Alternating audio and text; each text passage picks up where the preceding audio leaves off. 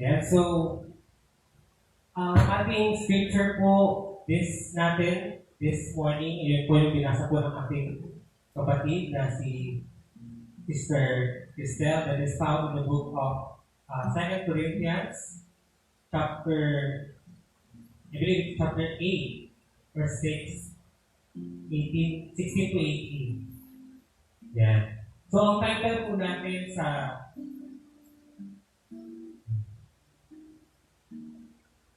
ang title po ng message natin sa umagang ito ay pinamagatan po natin The Loving Father of a Prodigal Son. Okay ba yung line natin dyan?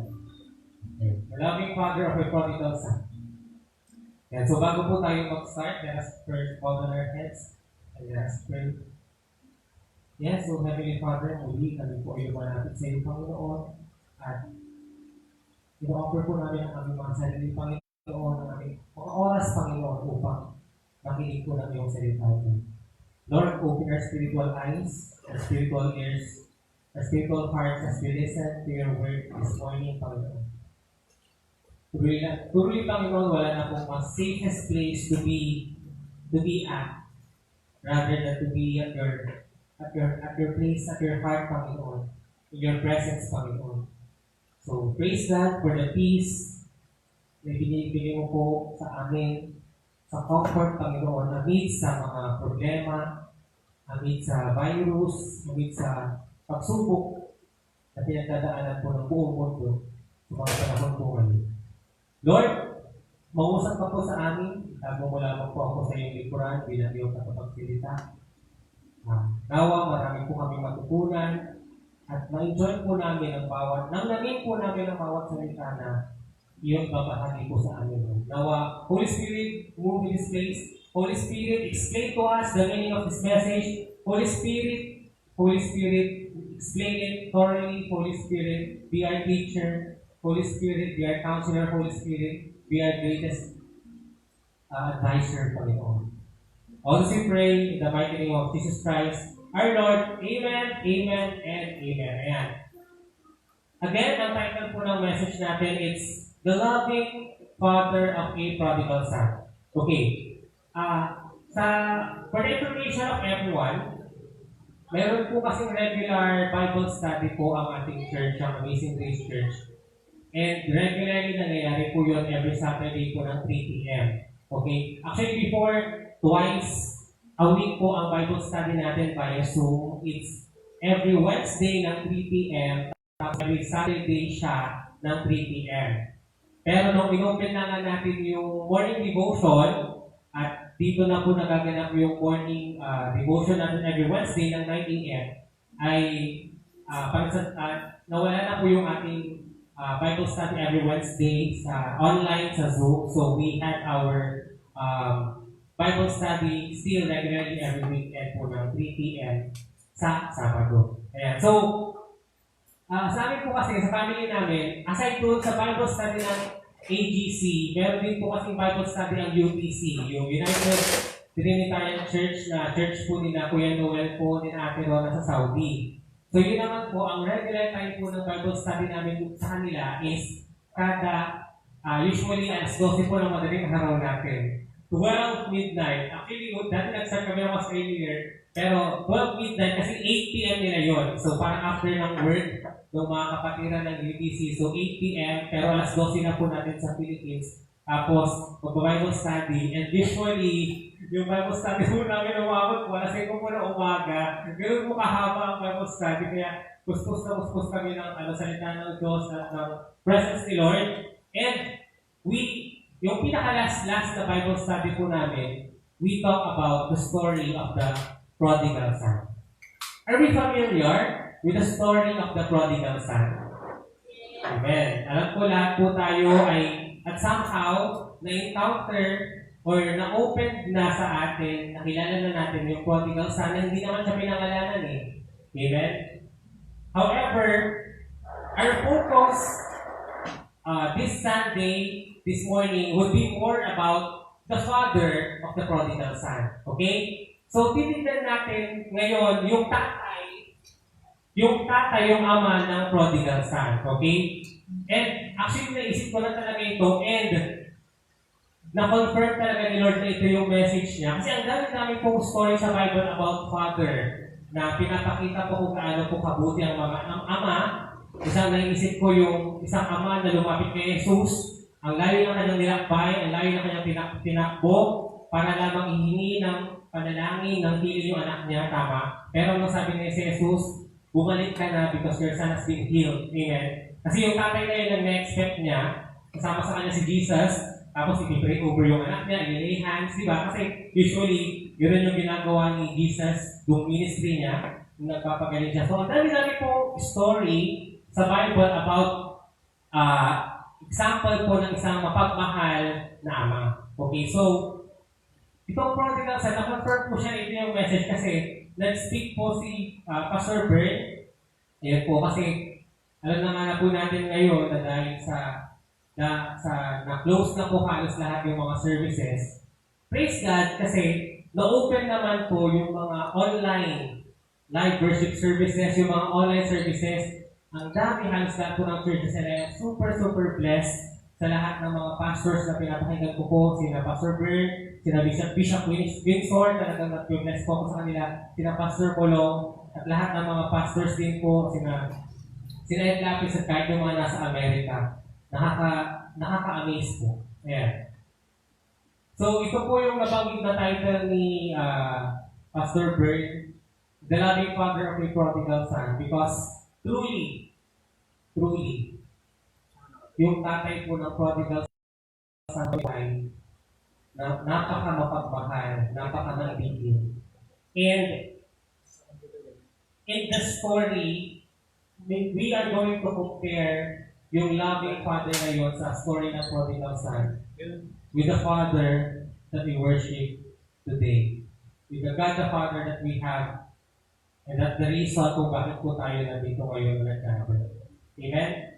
Ayan. So, ang scripture reading po natin is 2 Corinthians chapter 6, verses 16 to 18. I will dwell in them and walk in them. I will be their God, and they will be my people. I will be to you a father. I will be to you a father. You will be to me sons and daughters, says the Lord Almighty. Okay. So, itong scripture po natin ay ginawa po siya sa 2 Corinthians. Pero yung story po ng prodigal son, hindi po yung sa 2 Corinthians matatagpuan. Sa ang book po matatagpuan ang prodigal son, at bagay ko na kanina, is actually found in the book of Luke.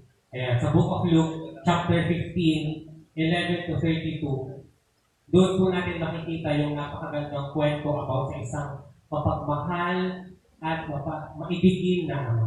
Ayan. So are we excited to listen again sa story po na ito? Actually, favorite ito na message every Sunday school kasi nakaka-bless talaga itong story ng prodigal son. And I know we could all relate to this story kasi lahat talaga tayo at some point in our life ay nagiging prodigal po tayo na anak. Amen.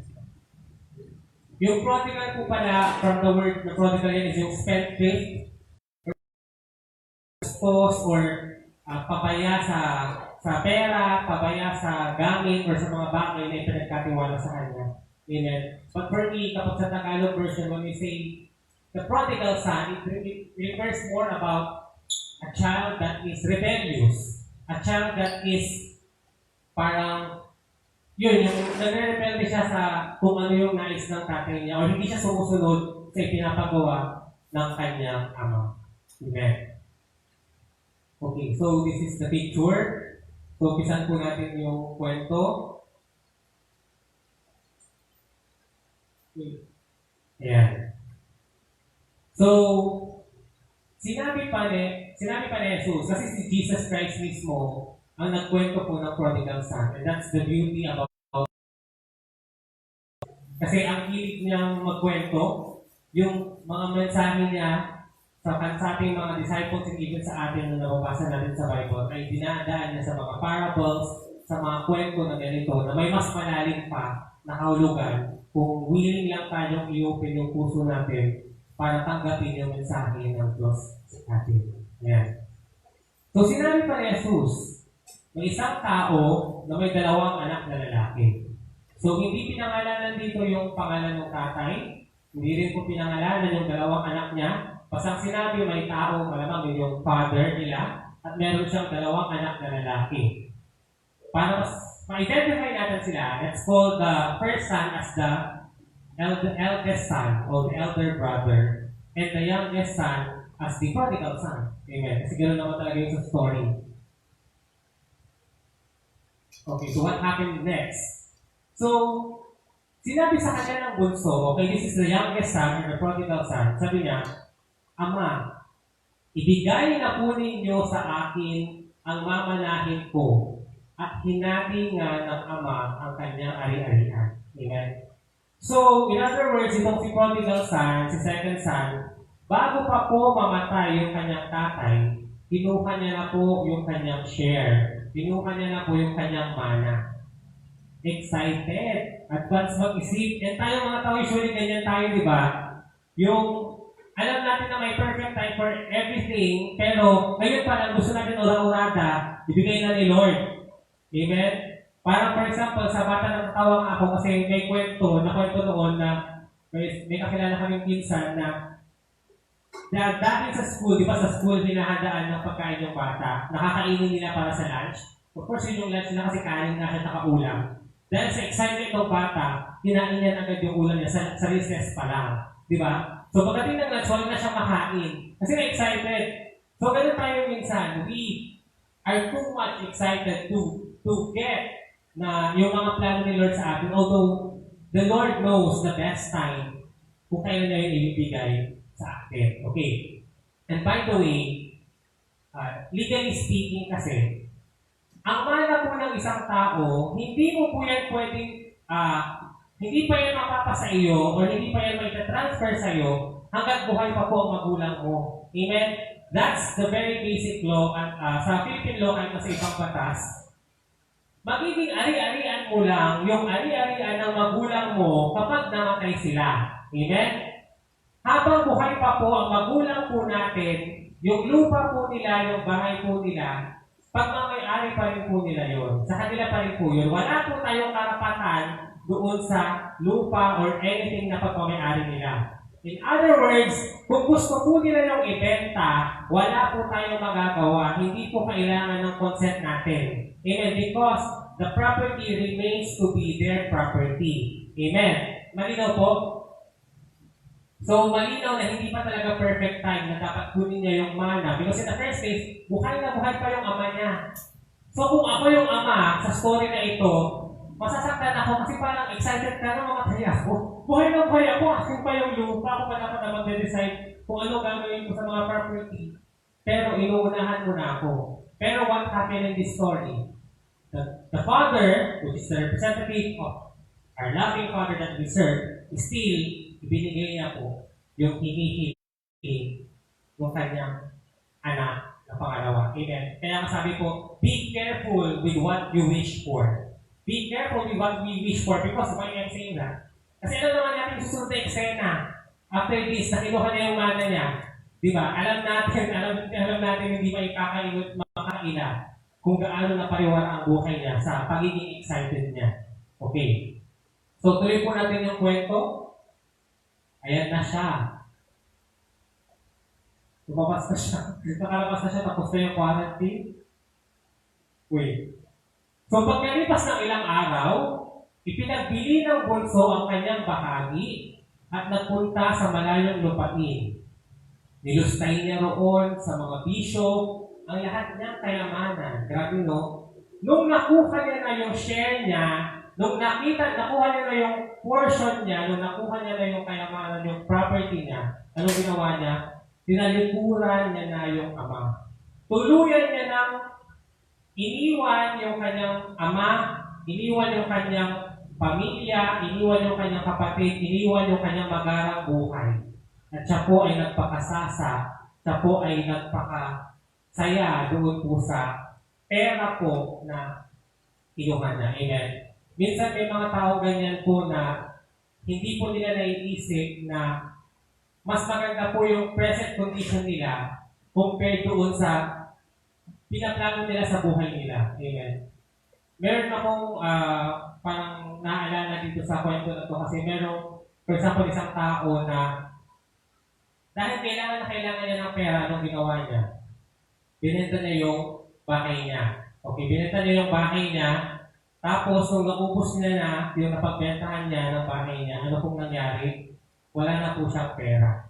Wala na siyang pera, bakit kanyo? Siyempre dahil binenta niya yung bahay niya, kailangan niya umupa. Tama, kailangan niya umupa. So yung pinambayad sa kanya na bayad sa bahay niya, naubos po sa renta, naubos po sa bahay, sa pagkain. So nung naubos na po yung pera, doon na lamang po nila na-realize na ay sana hindi ko na pala binenta yung bahay ko. At least ngayon, at least noon parang hindi ako problema kung saan ako matutulog every night dahil alam ko na meron ako mauuwian pagkagaling ko sa trabaho or sa labas. So, sometimes, yun nga po, may mga bagay po na hindi po natin nakikita o na-appreciate or nabibigyan po ng halaga hanggat hindi po yun nawawala sa atin. Amen.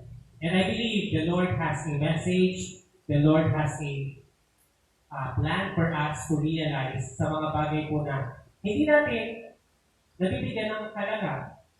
Like for example, yung paglabas nga po ng bahay, noon napakadali po mag-grocery. Amen. Noon napakadali po sumakay sa jeep. Noon, napakadali po sumakay sa tricycle, kahit 7 po siguro ng tao kakasa sa tricycle. Diba? Noon sa kotse, kahit nawalo po kami sa kotse din ng mga Melgar family, kakasya po kami, pero ngayon ilan na lang, sa tricycle, 2 na lang.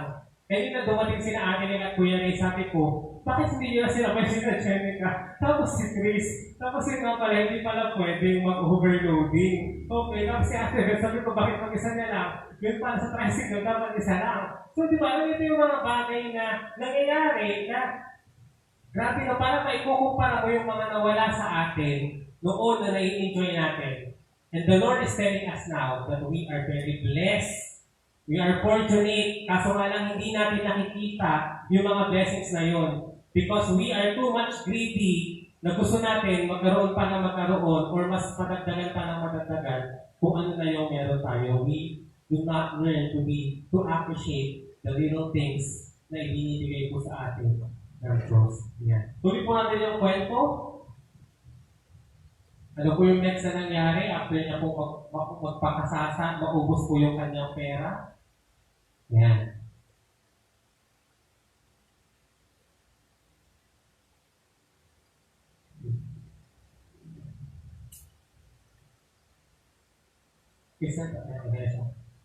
Nang maubos na ito, so naubos na po yung pera niya, nagkaroon ng matinding tagutom sa lupain iyon, kaya siya nagsimulang magkirap, na masukal siya sa isang kagaroon at siya tinatrabaho nito sa isang babuyan. Amen. Siyempre, naubos na yung pera na kailangan na maghanap buhay. Like ngayon po, no, marami po ang nawala ng trabaho dahil sa pandemic na ito, tama. So, napilitan po tayo mag-online selling, napilitan po tayo talagang gumawa ng paraan para lamang po makalipog ng pera. Samantalang ang ganda-ganda ng trabaho natin, complain tayo ng complain. Di ba? Samantalang nung araw-araw mayroon tayong reason para bumangon dahil nagkatrabaho tayo, kung nawala. Ayan po. Nakala po natin na-realize na mas blessed pa tayo noon na hindi mo pinoproblema na buwan-buwan or every quincenas may dumarating na sahod. Amen. So, alam niyo, naniniwala ako, meron talaga message si Lord kung bakit nangyari itong pandemic na to. Amen? Amen. Kasi, sabi ko sa prayer ko kanina, I believe, hindi pa tapos yung purpose ni Lord. Kaya hindi pa binibigay yung vaccine. Kaya hindi pa binibigay yung cure. Hindi pa. Kasi alam ko, ibibigay niya sa perfect time. Parang yung mana, kasi excited ka eh. Gusto ko lang po din yung mana mo. May perfect time for you to have that and to enjoy that vaccine, that cure, na babalik na yung normal na buhay natin. Pero mga kapatid, paano? Ang question ko sa inyo, paano kung hindi nababalik yung dating normal? Kapatid, kung ang new normal na ngayon, ay kailangan isang tao lang talaga ang sasakay sa tricycle at 50 pesos ang pamasahe mo from Lucao to AGC. What if ganun na po everyday? At what if yun na po ang normal na ang mga bata po ay hindi na po sila mag-face to face, kundi online classes na po. For sure, kasi si Ikang. Kasi hindi na siya mapasok para pumunta sa City High o sa eskwelahan niya. Di ba? Nakikita niyo yun? Sabi ko nga sa Bible study natin, noon, kaya-kaya natin inumin yung tubig na lumalabas sa tuwato o sa gripo. Pero ngayon, tignan na natin kung nangyayari sa panahon dahil sa sakit, sa dumi. Marumi na yung tubig na lumalabas sa gripo at hindi na natin pwedeng inumin tama. Hindi natin nakikita at na-appreciate yung mga malinis na tubig dati. Sabi ko nga, nakakatakot kung darating yung araw, meron na tayo kanya-kanyang oxygen tank. Para lang makahinga tayo ng fresh air, ay meron tayong kanya-kanyang bigat-bigat, buhat-buhat sa likod ng oxygen tank. May imagine nyo po ba na magiging normal po ang pagsuot ng face mask? Alam nyo, pag nagtatrabaho po ako, lumalabas ko ng office, ng bahay, no? Parang na-amaze ako na nakikita ko yung mga tao na kailangan nakamas lahat. Dati, kahit wala kang mask, okay. Pero ngayon, batas na po. Pwede ka pong maparusahan, pwede ka pong mag-penalty.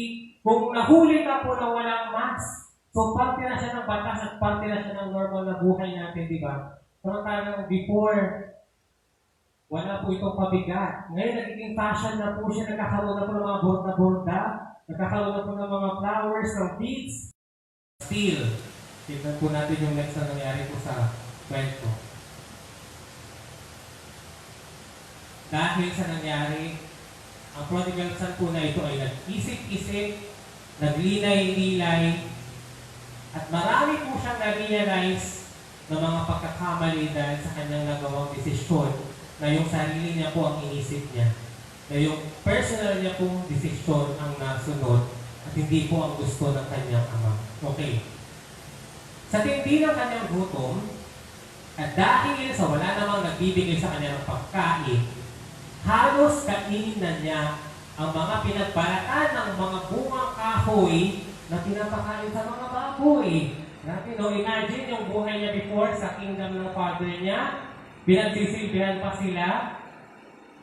Marami silang mga servants na mag-aalaga ng mga hayop nilang mga baboy, kambing at anuman. Pero dito, siya mismo ang nag-aalaga ng baboy. At yung ano ang kinakain ng baboy, yun na rin mismo yung kinakain niya.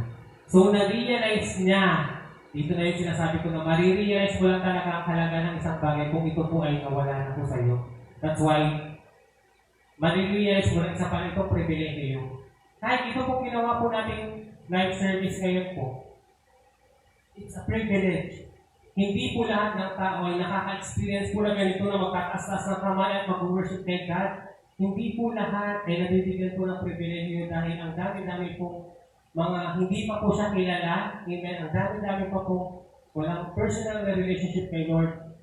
At ang nakakalungkot, marami rin pong mga tao na gustong mag-worship kay Lord, pero pinipigilan po sila ng bansa kung nasaan sila. Amen. Dahil bawal yun sa lugar nila, bawal ang Christian faith, bawal ang public declaration of your Christian faith. So they are being prevented from worshiping God. Nakita niyo po, kasi ako nakita ko talaga yun, nung nawala. Imagine niyo, 3 months po. 3 months po mga kapatid, na hindi po tayo nagkaroon ng Sunday service sa AGC. Grabe, 3 months. Akala ko noon 15 days lang siya. Actually, di ba March 13 yata, or March 30 nung sinabi na magkakaroon naman ng quarantine, ng lockdown sa Manila. Akala ko talaga, April lang yung cover niya. So, mawawala lang yung graduation. Hindi makakapag-graduate yung mga bata, pero anong nangyari? Pati yung pasukan na wala, na itigil. June 1 na wala pa rin pasok yung mga bata. At ang question, darating na ang August 24, pa kayo akong pasok pa rin. Diba? Kapag nga nasusunod na kabanata, Sister Tanya, kung matutuloy po August 24, ayan. Kasi paano ka talagang buong school year wala talaga this year, no? Pero si Lord ang mas makakaalam ng perfect na solusyon sa problem na yan. Ayan. Okay. Ayan na siya. Naiyak na siya. Nangyari. So, ngunit, napag-isip-isip niya ang kanyang ginawa at nasabi niya sa sarili, labis-labis ang pagkain ng mga alila ng aking ama. Samantalang ako'y namamatay dito sa gutom. Dito niya na po na-appreciate yung mga bagay po na nawala sa kanya. Sapagkat ito po ang kanyang sinabi sa kanyang sarili. Babalik ako sa aking ama at sasabihin ko sa kanya, Ama, nagkasala po ako sa Diyos at sa inyo. Hindi na po ako karapat-dapat na tawagin anak ninyo. Ibilang na lamang ninyo akong isa sa inyong mga alila.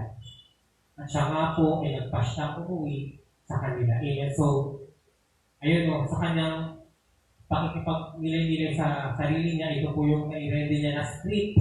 Sasabihin niya sa tatay niya kapag nakita na sila face to face. Na-realize niya na parang hindi na siya karapat-dapat na tawagin anak.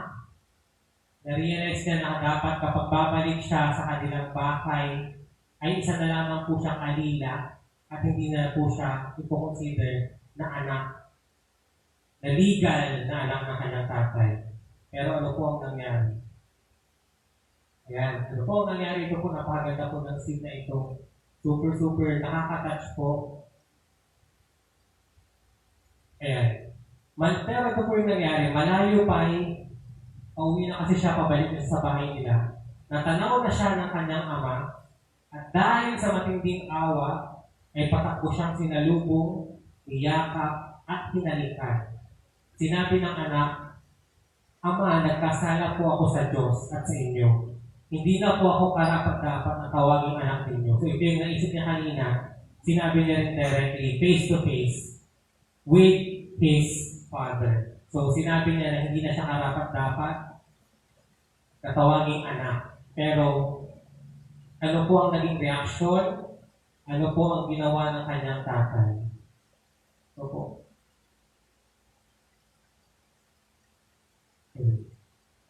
Ngunit, tinawag ng ama ang kanyang mga alila. Sabi niya, dali, kunin ninyo ang pinakamagandang damit at pihisan ninyo siya.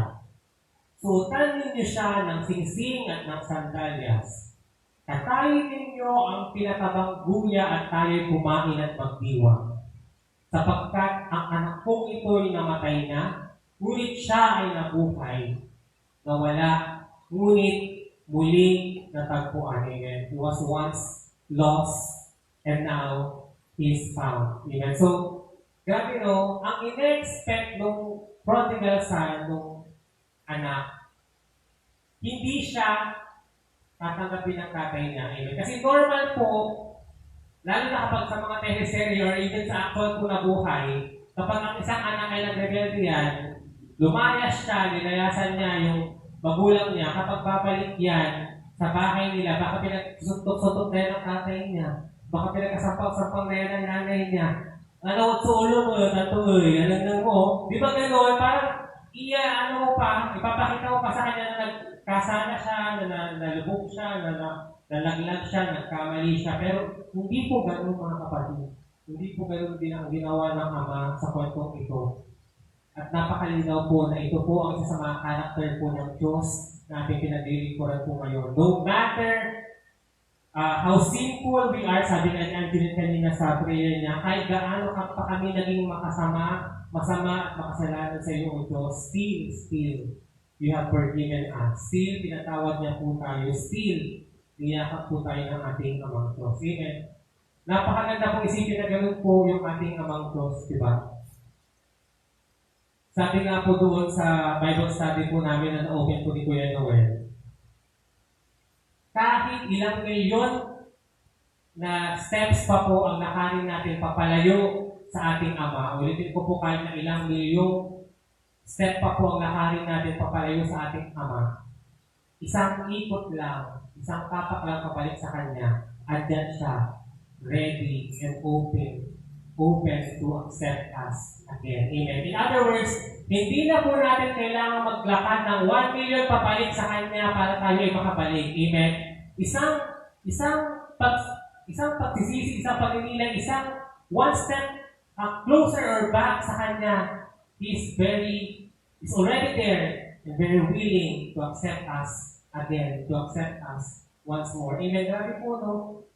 the best dad nga po, Father's Day talaga, the best dad that we have is He. Kasi alam ko po marami pong mga bata or marami pong mga tao, ang hindi po nila maintindihan ang loving Father. Ang ibig sabihin ng loving Father because sila mismo, hindi po nila na-encounter na experience ang pagkakaroon po ng isang tatay, ng isang ama. Maaaring namatay na po, maaga pa lang namatay na yung tatay nila, or baka nangabilang bahay, or baka, ayun, hindi niya po, may tatay nga sila, pero hindi po ginagampanan ng tatay nila yung role.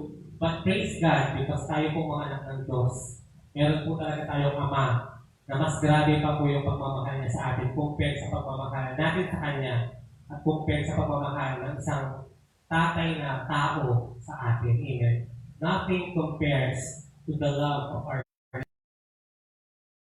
wala na po may kukumpara sa grabe na pag-ibig na ibinigay po sa atin ng ating amang Diyos. Ayun nga po, sila ay nagdiwang. Pero hindi pa po dito natatapos yung kwento. Meron pa po itong next na kabanata. Ano po yung next na nangyari? Ayan. Yung sa oldest son naman, eldest son. Mas proper term kasi eldest son. Ayan. Ano nangyari? Si eldest son, si panganay. Nagalit ang panganay at ayaw niyang pumasok sa bahay. Pinuntahan siya ng kanyang ama at pinakiusapan. Ngunit sumagot siya. Pinaglingkuran ko kayo sa loob ng maraming taon at kailanman hindi ko kayo sinuwan. Ngunit, miminsay, hindi ninyo ako binigyan ng kahit isang maliit na kambing para magkasayahan kami ng ating mga kaibigan. Sumagot ang ama, Anak, lagi kitang kapiling at ang lahat ng aking ari-arian ay sa iyo. Nararapat lang na tayo magsaya at magdiwang sapagkat namatayan na ang kapatid mo, ngunit nabuhay. Nawala, ngunit muling natagpuan. Okay, inulit na naman ni tatay yung verse na he was once lost and now he's found. Dati, siya po ay patay, ngayon, he is now alive. Amen. Alam niyo po, madalas po nakakaligtaan po natin itong portion po na ito ng story po sa prodigal son. Madalas po nagpo-focus po tayo dun sa prodigal son kasi ngayon tayo ng story.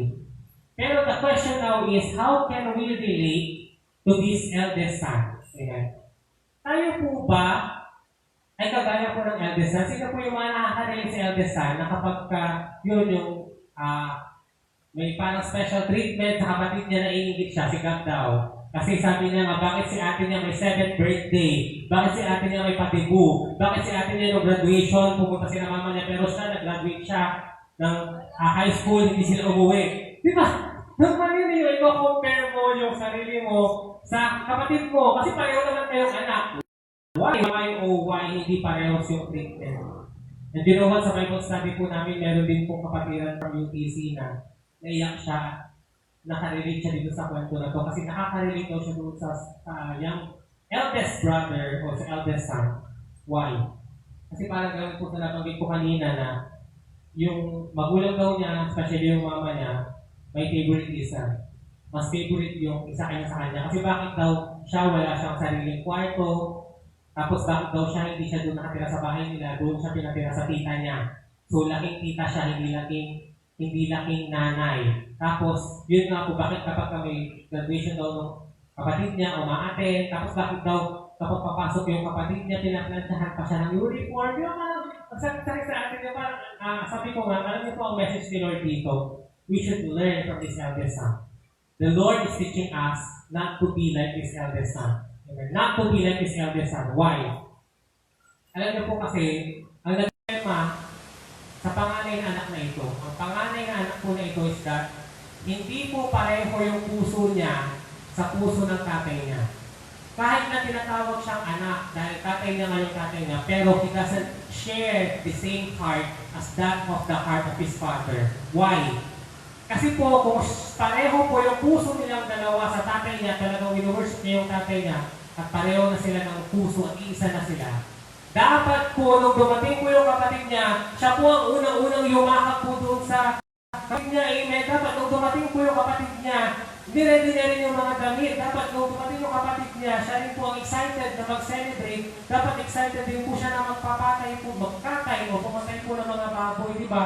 Ganun po dapat ang naramdaman ng isang tunay na anak ng Diyos. Dahil ang isang tunay na anak ng Diyos, pareho-pareho ang puso niya sa puso ng kanyang ama. Amen. However, in this story, he failed to have that heart, yung heart ng puso ng kanyang father. Amen. Sometimes we say we are Christian, but our heart doesn't reflect so. Our action doesn't say so. Amen. We say we are part of the kingdom. We are part of the Amazing Grace Church. We are worshiping God. We are raising our hands as we sing and lift all our praises to Him. But, paglabas po natin, hindi po nagre-reflect yung liwanag po ng Diyos sa ating mga buhay. Amen. Marami pong mga Kristiyano, gaya na sabi ko, ang kagaya po ni Eldest Son. Siguro masisikat itong si Eldest Son kung mayroon siyang pangalan. Paano kaya kung ang pangalan niya ay Buboy?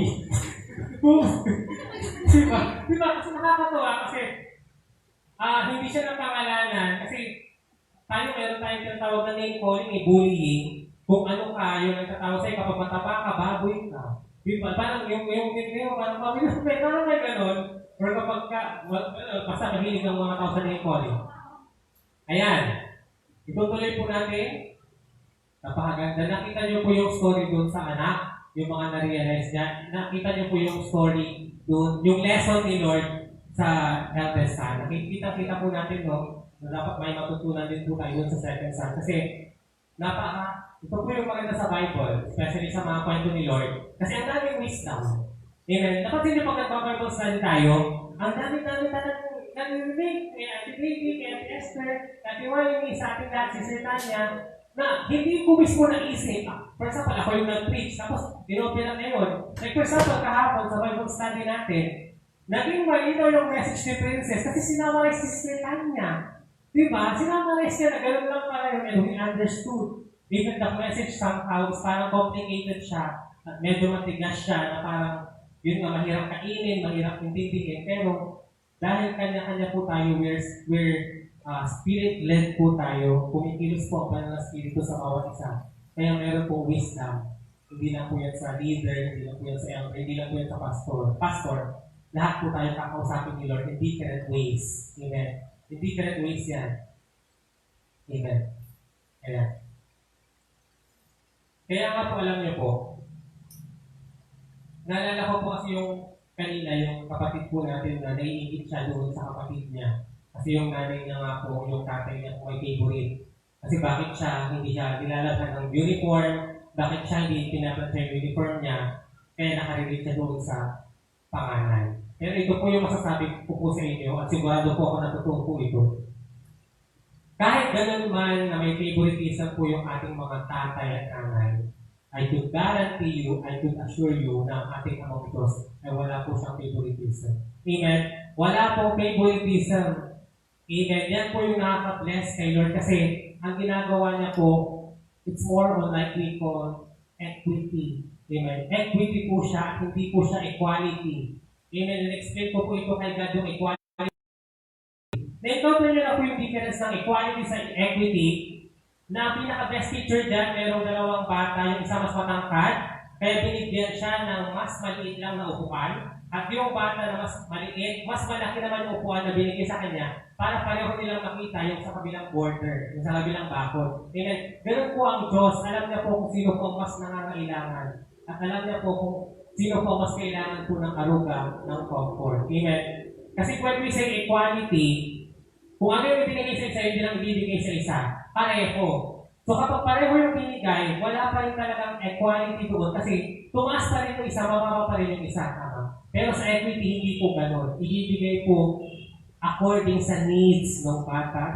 Sa basic po yan sa atin, depende po yan sa needs ng bata. Kaya nga po alam natin na may mga estudyante po na fast learner, tama, may mga slow learner naman po na kailangan iwan, di ba? Kasi kung ikaw yung tatay na tao, mas magiging favorite mo siguro yung hindi lumayas, tama, kasi hindi siya Hindi ka na iniwan eh, nandyan siya, inugasan ka ng pinggan, pinamasahe ka, hindi ka na iniwan. So, mas favorite mo siya compared doon sa prodigal son na tumayos. Pero, kapatid, ang Diyos po natin, in spite of everything that we have done, kahit gaano po kalala yung mga kasalanan po natin na ginawa, kahit gaano po natin siya sinaktan, kahit gaano po natin binago yung kanyang pangalan, kahit gaano po natin siya pinahiya ang ating ama. Kasi pinahiya niya yung tatay niya dito kasi kilala anak siya ng tatay niya, pero nung ginawa niya, naging bad example siya doon sa labas, sa pinuntahan niya. Amen.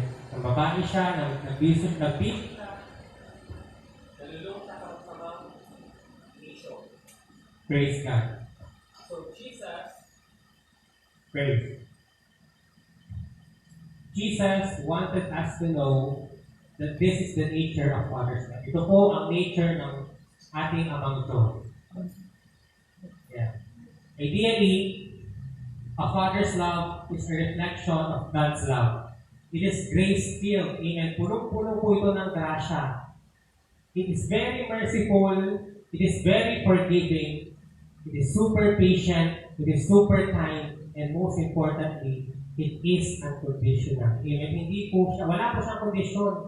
Nung bumalik po yung prodigal son, wala po siyang hiningang kondisyon bago po tanggapin yung anak niya. Kundi ano po ginawa niya, malayo pa lang po yung anak niya, hinabol niya na po, pas na una po siyang lumang, niyakap niya po ito at muli niya po tinanggap. So not something you earn by doing. Wala po tayong masasabi na ginawa natin na dahilan at kaya deserve natin yung love niya. Because it is by grace. It is grace-filled. It's not by doing or saying the right things. But it's a gift. It's a gift that's given freely and will never ever be taken away. Amen. In-underline ko po it's a gift. Ang naisip ko po kaya ko po in-underline, itong gift na ito, it's more like yung binigay niya nga po sa ating banal na spirito, yung Holy Spirit. Kasi di ba sabi niya after na mag-resurrect, I will give you a gift, yung magiging counselor nyo, yung magiging teacher nyo, and that's the gift of the Holy Spirit. Eh di ba sa Bible study kapon na itanong kung nawawala ba yung Holy Spirit? And that was clarified. Sa New Testament doon, nawawala talaga siya nung time ni Paul, ni Saul, nung time ni King David. But praise God, nung time ni Jesus, na siya na yung mismong napuspusan ng banal na spirito. At kanya pong ibinigay yun sa atin. Dahil sa ating pagtanggap sa kanya, ang gift po na yun is freely given. It will never ever be taken away from us. And that's why the Holy Spirit will be with us forever. Kung talagang tutuhang tumanggap kay Kristo bilang iyong Panginoon at tagapagligtas. Amen. That's why if the Holy Spirit is in you, at tayo pa rin po ay nagkakasala, ang Holy Spirit po natin ay nag-grieve, nalulungkot po siya. Amen. Kaya nagkakaroon po tayo ng conviction na huwag po yung gawin ng isang bagay na yun. Kasi nga po, hindi na po yung kaaya-aya sa banal na spirito na nasa atin. Amen. That's why kung mapapansin nyo, nung naging Kristiyano na po tayo, hindi na po ganun kadali sa atin ang gumawa ng masama. Amen. Napapansin niyo po, hindi na po ganun kadali ang magnakaw, hindi na po ganun kadali sa atin ang pumatay ng tao, kung even gumawa ng mga kasalanan. Because of the Holy Spirit. That is the power of the Holy Spirit that is shared by the Lord with us, that is convicting us to spare us from sin. Amen. Bakit po? Kasi po tayo mga tao, habang nabubuhay po tayo, temptation will come. Temptation will come. Magkakasala tayo. But praise God because we have the power of the Holy Spirit to overcome sin, to overcome temptation. Amen. The temptation will be there. Yung temptation nandyan lang yan, nasa sayo yan by the power of the Holy Spirit to rebuke the temptation. Not to do yung ginagawa ng temptation sa atin. Amen. Ayan, so now we will go sa mga verses po na pinapakita din po kung gaano po kalabing ang ating Father other than po doon sa story ng prodigal son. Ito po, napakaganda po nito. Sabi po sa Matthew chapter 7 verse 9 to 11, kung may Bible po kayo, i-check niyo po. Who is there among you who, if his son asks him for bread, will give him a stone? Or, if he asks for a fish, who will give him a serpent? If you then, being evil, know how to give good gifts to your children, how much more will your Father who is in heaven give good things to those who ask Him. Amen. Sabi po sa Tagalog, kapag po bang anak mo ay humingi po ng tinapay, bibigyan mo po ba ito ng bato? Yes or no? Yung anak mo nagugutom, humingi siya ng bread para may makain siya, bibigyan mo ba siya ng bato? Of course not. Amen. Because you love that child. Kung yung anak mo humihingi siya ng isda para kakainin niya, bibigyan mo ba siya ng ahas? Of course not, di ba? Kung tayo mga tao, alam natin na magbigay ng maganda, what is best for our children, how much more our Father, the God the Father who loves us. Amen? Nagets niyo po yung point ng verse? Malinaw po? Kung alam mo ikaw, na tao ka lang, alam mo magbigay ng magandang regalo, how much more ang Ama nating Diyos, mas maganda ang pagbigay niya ng regalo kaysa sa isip ng tao or sa idea ng tao. Amen. Next verse po, that shows how loving our Father is.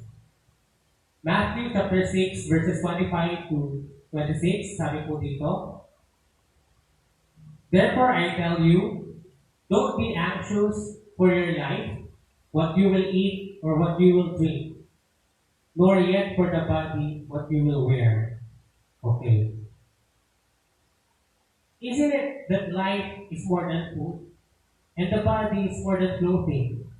See the birds of the sky, that they don't sow, that they neither do reap, nor gather into barns. Your heavenly Father feeds them. Aren't you much more valuable or more value than they? Amen.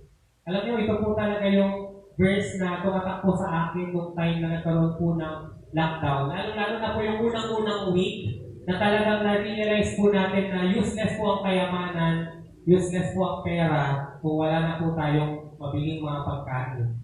Naito po nyo ba yun? Yung first week of the quarantine, na grabe yung halos wala talagang open na grocery, wala talagang open na store, even yung mga mini stores, sari-sari stores, yung mga garita, sarado sila, kasi bawal din sila. Kahit yung palengke, so kahit gusto mo ng isda, gusto mo ng papaya, hindi ka basta-basta makakabili, di ba? So, kahit marami kang pera, kung wala kang mabili, useless yung pera. Alam mo ito yung sinasabi ni Lord? Your heavenly Father feeds them, pinapakain niya po ang mga ibon. Aren't you much more valuable than the birds? Hindi mga hayop? Hindi ba mas mahalaga tayo sa kanila? Why? Why did the Lord say na mas mahalaga tayo sa kanila? Take note. Tayo pong mga tao, hiningihan po ng Diyos ang buhay sa atin. He breathed life into human beings, di ba? Meron tayong spirit, yun nga po yung nasa atin. The animals doesn't have the spirit that we're talking about. Therefore, we are truly more valuable than they. At dahil tayo ay mas valuable than they, hindi ba mas pagtutungunan ng Diyos yung pangangailangan natin at mas alam niya yung kailangan natin bago pa natin isipin. Amen? Kaya hindi na lang ako nagugulat kahit na lockdown, na nakikita ko sa Facebook, yung mga tao ang kinakain puro canned goods. Praise God, kasi sa bahay po namin hindi po kami kumakain pa ng dilata. Kahit may mga dilata, nakakapagluto pa rin po ng mga tilapia, may mga gulay pa rin po. Di ba ang sinasaya na, praise God, kahit still the Lord is giving us the best food that we deserve. Amen. Mas better pa doon sa mga naiisip natin na akala natin ay maganda. Amen. Ito po, next verse po, Matthew chapter 18, verses 12 to 14. Okay po ba tayo? Ising pa po. Ising pa, amen. Okay po ba yung boses ko? Kasi nawawala-wala itong microphone. Okay. Matthew chapter 18, verse 12 to 14. What do you think? If a man has 100 sheep, and one of them goes astray, doesn't he leave the 99, go to the mountains, and seek that which has gone astray? Ito na po yung lost sheep. Yung parable of the lost sheep na merong 100 na tupa at yung isa na wala. Amen. Kung maalala niyo yung kantang Reckless Love, oh, the overwhelming reckless love of God, yung nawala man yung At kaya mong iwanan yung 99 para ako ay iyong hanapin. Amen. Sabi po, if he finds it, kapag nahanap niya po yung tayo sa isang lost sheep, most certainly I tell you, he rejoices over it more than over the 99 which have not gone astray. Mas matutuwa pa daw po siya doon sa kain sa isang tupa na nawala, na na-lost, parang yung prodigal son kanina. Kaysa doon po sa 99 na andun lang po na nag-remain, na hindi nawala. Amen. Kasi ibang-iba yung galak ng Diyos kapag tayo po ay lumapit sa Kanya. Ibang-iba po yung tuwa ng Diyos kapag tayo po ay kneel down, nagpakumbaba, nagpaka-humble na tinanggap natin na kailangan natin siya. Amen. Ibang-iba po ang mararamdaman ng Diyos kapag tayo po ay dumipende sa Kanya. Amen. Ibang-iba po ang mararamdaman ng Diyos na wala pala tayong sinabi, wala pala tayong mapapala kung hindi tayo kakapit at didikit sa Kanya. Amen. Even so, it is not the will of your Father who is in heaven that one of His little ones should perish. Amen. Alam po ng Diyos, nais niya po lahat po tayo ay maligtas niya. Nais niya po lahat po tayo ay manumpalit sa Kanya. Nais niya po lahat po tayo ay umalik at mag-repent kagaya po ng ginawa ng prodigal son. Sabi ko nga po kanina, ulitin ko po, isang step lang po ang gawin natin pabalik ng Diyos, and then po siya handa po na tanggapin po tayo. Amen? Amen.